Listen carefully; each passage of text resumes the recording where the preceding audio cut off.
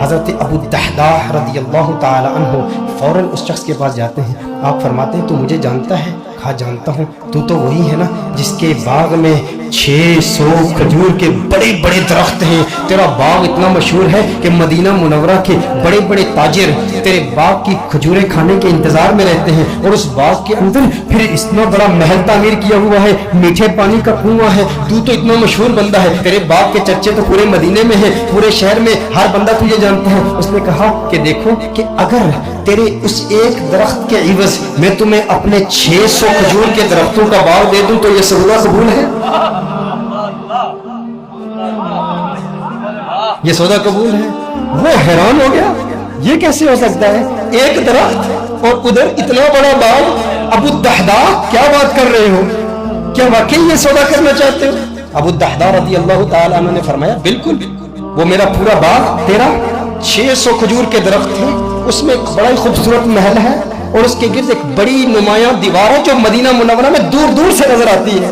کہا وہ بھی تجھے دے دوں گا, وہ محل بھی تیرا, وہ ساری کھجوروں کے درخت بھی تیرے, وہ سارا باغ بھی تیرا. کس کے عوض؟ ایک درخت.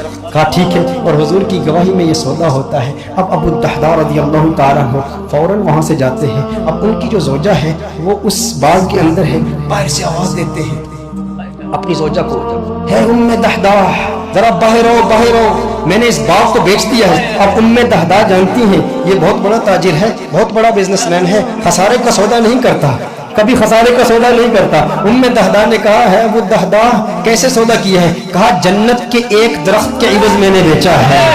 اب دیکھو میرے دوستوں, اب دیکھو ام دحداح وہ نیک بخت خاتون, وہ خوش قسمت خاتون, اس کی عظمتوں کو سلام. آج آپ سوچیں کہ اگر آپ کی بیوی ہوتی اور آپ اپنے گھر جاتے اور اپنی بیوی سے کہتے ارے سنتی ہو باہر آ جاؤ باہر آ جاؤ, گھر سے باہر نکلو, یہ گھر اللہ کی راہ میں دے دیا ہے. وہ کہتی ارے ابھی تو یہ نیا ٹی وی رکھا ہے, ابھی کچھ زیورات رکھے ہیں, زیورات تو نکالنے دو. ارے نادان انسان تو نے کیا کیا, گھر ہی اللہ کی راہ میں دے دیا. ابو الدحداح رضی اللہ تعالیٰ عنہ نے باہر سے آواز دی, کہا ایک جنت کے درخت کے عوض. ام دحداح نے یہ بات سنی, کہا تو نے بڑے منافع کا سودا کیا ہے, بہت منافع کا سودا کیا ہے. ام دحداح فوراً اپنے بچوں کو پکڑ کے اس گھر سے باہر نکلتی ہے, باغ سے باہر نکلتی ہے. اب ننھے بچوں کے ہاتھ میں کچھ کھجوریں بھی ہیں, کھجوریں ان کے ہاتھ سے نکال کے کہتی ہے اب یہ کھجوریں ہماری نہیں ہیں, میں نہیں چاہتی کہ کوئی ایک کھجور اللہ کے راہ میں دیے گئے مال سے میں اپنے جیب میں رکھ لوں, تو لے لے, کہیں اس کی وجہ سے جنت کے درخت میں ہمیں خسارہ نہ ہو, کہیں جنت کے درخت سے محروم نہ ہو جائے. ساری کھجوریں لے کر باغ کے اندر رکھ جاتی ہے.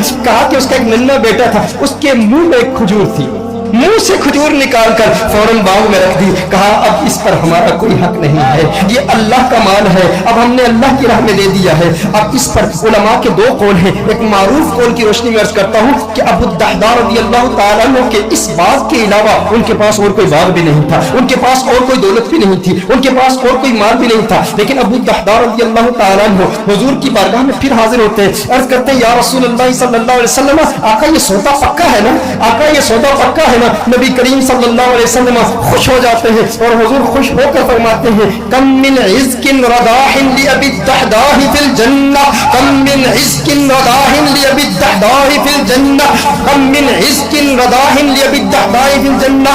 راوی کہتا ہے حضور بار بار پڑھ لے, مسلسل پڑھ لے, مسلسل یہ جملے کہہ رہے ہیں ابو الدحداح تیرے لیے جنت میں کتنے درختوں کی, کتنی ٹہنیوں پہ کتنی کھجوریں, مالا مال ہے تو. بار بار حضور ارشاد فرما رہے بار بار یہی جملے. اور دو روایات اس میں, دو مختلف روایات میں مختلف الفاظ ہے, کم من عزق رداح لأبی الدحداح فی الجنہ. حضور اکرم صلی اللہ علیہ وسلم نے ایک دوسری روایت میں فرمایا ایک درخت کے عوض ایک درخت کا سودا کیا تھا, اب تو نے 600 درخت دے دیے تو جنت میں 600 درخت تو کم از کم تجھے ملیں گے نا. میں محمد عربی صلی اللہ علیہ وسلم جنت میں دیکھ رہا ہوں کہ کھجوروں کے کتنے درخت اللہ جل وعلا نے تجھے دے دیے ہیں. میرے دوستوں اتنی قربانی دی, ایک یتیم کی خاطر دی, لیکن ان لوگوں کی قربانی کا انداز بھی دیکھیں, ان کی قربانی کا انداز بھی نرالا ہے. آج کوئی قربانی دے نا اور اسے جنت کی ضمانت مل جائے, یا کوئی کہے, کوئی شیخ ہی کہہ دے, کوئی اسکالر ہی کہہ دے, کوئی آرگنائزیشن کا ممبر ہی کہہ دے, کوئی تحریک والا ہی کہہ دے اتنا کام کرے نا تو پھر تیرا کام قبول ہو جائے گا. وہ کہتے ہیں میں نے تحریک کے لیے, میں نے دین کے لیے, میں نے اس مسجد کی تعمیر کے لیے, میں نے کنز الہدیٰ کے لیے, میں نے دینی آرگنائزیشن کے لیے,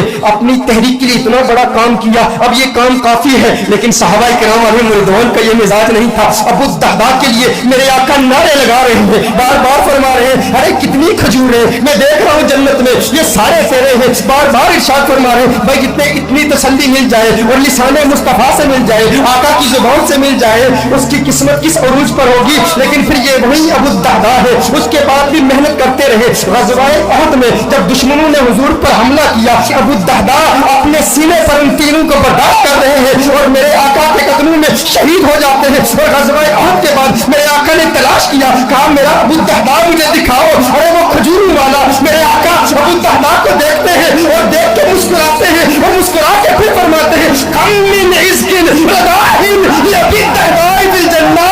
अबू दहदा जन्नत में खजूरें ही खजूरें, खजूरों के दरख्त। मेरे आका खुश होके उसकी हौसला अफजाई करवा रहे हैं। मैं कहता हूँ कैसा खुशबख्त है जिसने हुजूर की जात के लिए, हुजूर की जान की तहफ़्फ़ुज़ के लिए अपनी जान दे दी। काश यूं मौत आए मेरे हमनशी, काश यूं मौत आए मेरे हमनशी, नज़ाका और हो जाए मंजर हसी वो उधर अपनी